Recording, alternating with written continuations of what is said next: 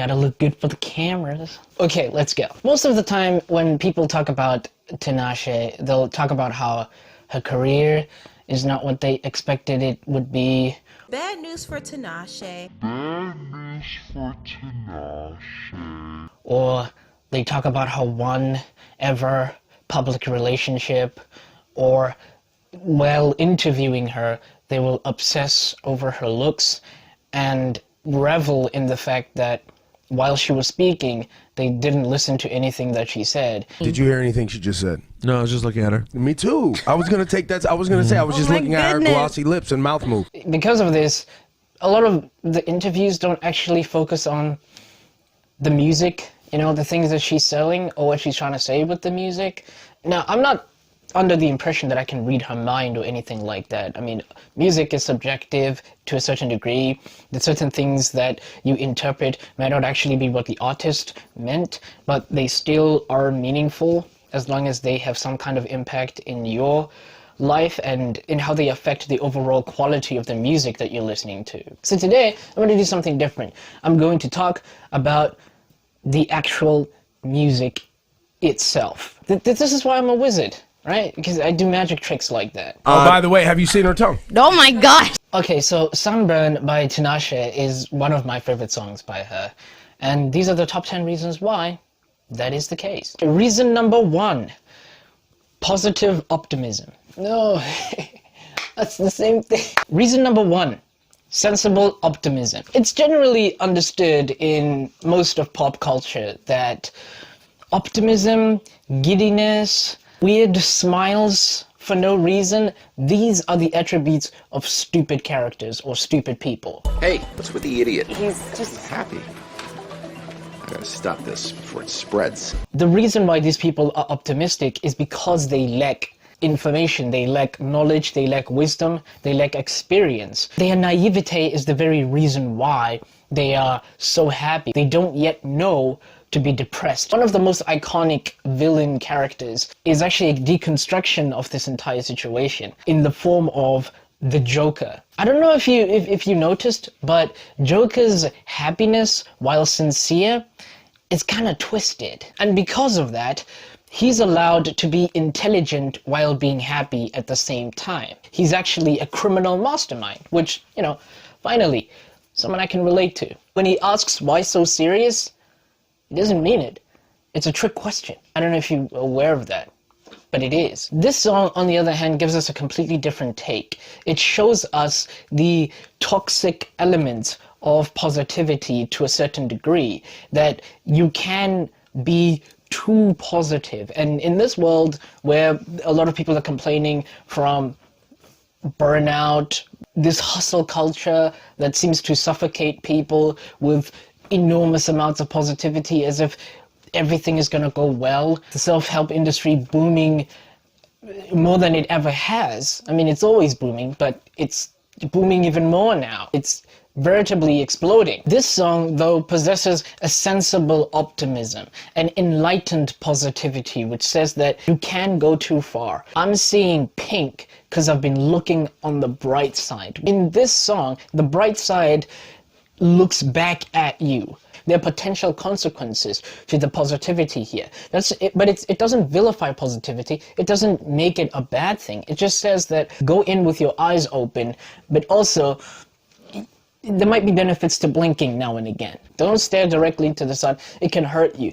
Possessing too much hope can sometimes bring you way, way down. And that's what makes the positivity real in this song. If something is too good to be true, if something doesn't have potential drawbacks, if all it is advantages, then it cannot be real. But this song takes positivity and brings it back to the realm of reality, because now we understand that there is a negotiation going on with this positivity. There is a trade-off, and that's how our reality operates. Reason number 2, the lyrics. I kid you not, this song has such brilliant lyrics that for a long time I thought there was a music video to this song, when it turned out there wasn't, and probably never will be. Which is how I keep myself humble. Billionaire presidents take Russian golden showers. Me, I meditate on the fact that this song's lyrics are so vivid, that they make me hallucinate a music video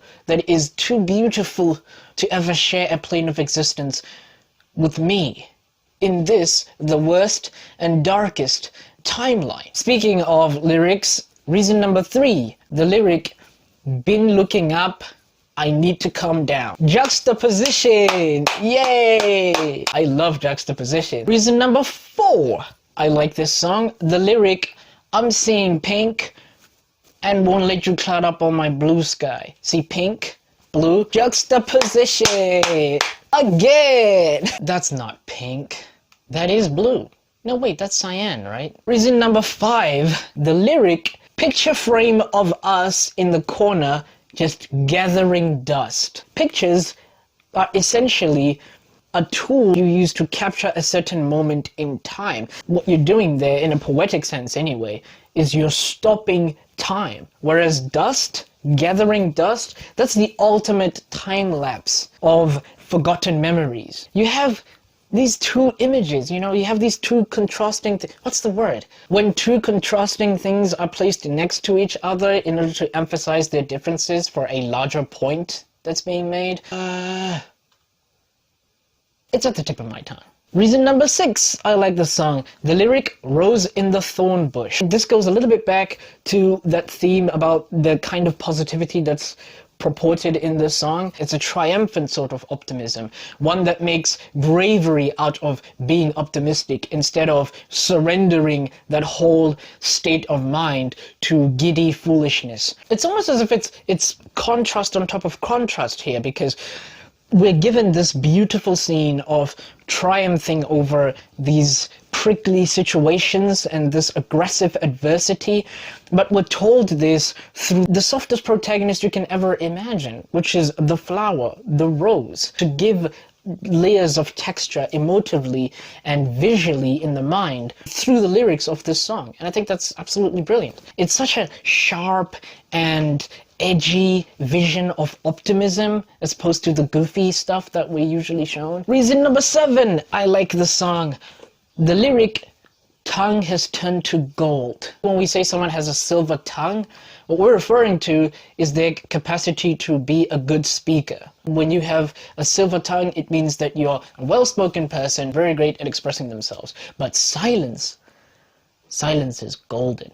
What it could mean is that she's done talking, she's done venting to people about any of these things, she's done pushing her frustrations on other people, which is another aspect of optimism. Sometimes it has the stoic quality to it, where you don't want to burden other people. She's just silent now, and perhaps this entire song is just a meditative exercise happening inside of her head as she tries to find her peace regarding this entire situation. And it goes back to the other lyric where she says, I got paper cuts in my teeth now. Words hurt now. It's a burden to have to keep churning them out. So in consequence of that, she will now remain silent. But not talking doesn't always mean that you're depressed. Sometimes it's just a moment of solitude to find the optimism within yourself as your own source of joy and happiness, not just depending on other people. That isn't to say that you shouldn't have a support network, but it just means that when you lay your head on your pillow in the middle of the night, when you're staring up at the ceiling, no one else is there, you are there, and perhaps such moments are important for us to build ourselves back up. Interestingly enough, cut teeth is also an expression of my dentition. No, I'm kidding. Cut teeth is an expression used to relate to someone's experience. If you've cut your teeth at a certain thing, that means you have earned your experience in that thing. And it goes back to how the characterization of positivity in this song is not naive. It's based on experience. She cut her teeth here through the papers and the pen, which at times are mightier than the sword. I know I'm mixing metaphors here, but we're on a roll. Reason number 8, a different interpretation of the same lyric we just went through. Tongue has turned to gold. This also reminds me of Midas. If any of you are not familiar with this, there's the myth or story of King Midas, who wished that everything he touched turned to gold. Everything was going great the first few times, but after a while, things went horrible for him when he touched his family members and they turned into solid blocks of gold. And then he touched his food and he couldn't eat it. So King Midas died of starvation. while he was the richest man in the entire world. Anyway, the reason why it reminds me of this is because it goes back to that whole conversation around contrasts in this song. These things, these different things sort of play on each other the entire time, kind of like there's a negotiation that goes on with this optimism in relation to how it sorts itself out in reality, what trade-offs there are, how it relates to its opposite, and what is gained through experience from the combination of the two to give us a more sane approach to optimism and a more sane approach to positivity. Reason number 9 I like this song, the musicality. It being mellow and moody and smooth while ultimately talking about optimism. I like this thing. I like it when songs, music, concepts, art do this thing. It really gets me going, man. Especially the fact that the only hint of upbeatness in the song is in the rhythm of the beat itself, which is heavily reliant on the bass being a lower register.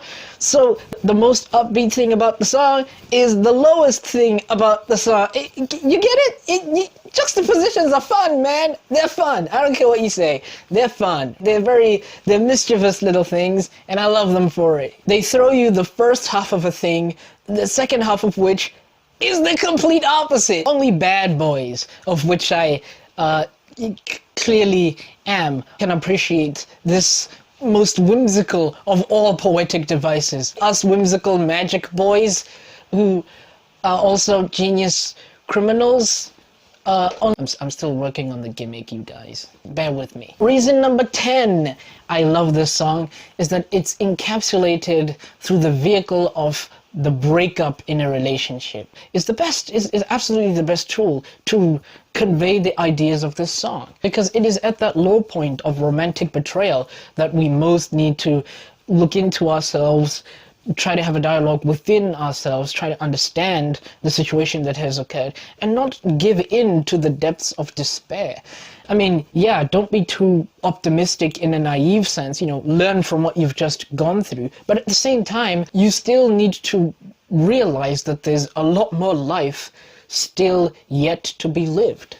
And that's a beautiful thing. Honestly, this is one of the songs that makes me think about being positive without feeling stupid for it, without looking at it through the toxic hustler culture and some of these weird self-help stuff. I can be positive, I can think about positivity, and I don't have to condescend myself about it and reduce myself to not caring at all that there are potential drawbacks and challenges ahead of me. I need to be cognizant of that fact in my positivity so that I can have a mature sense of optimism, and this is what that song gives me, and I absolutely love it. Okay, those are my top 10 reasons why I like this song. I do realize that most of it was the same reasons stretched out, but I mean, why would you do a top anything list on the internet if it's not top 10? It has to be top 10.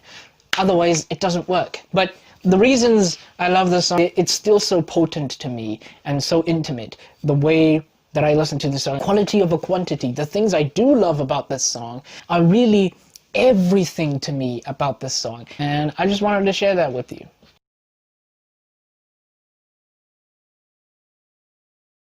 Oh, by the way, have you seen her tongue? Oh my God.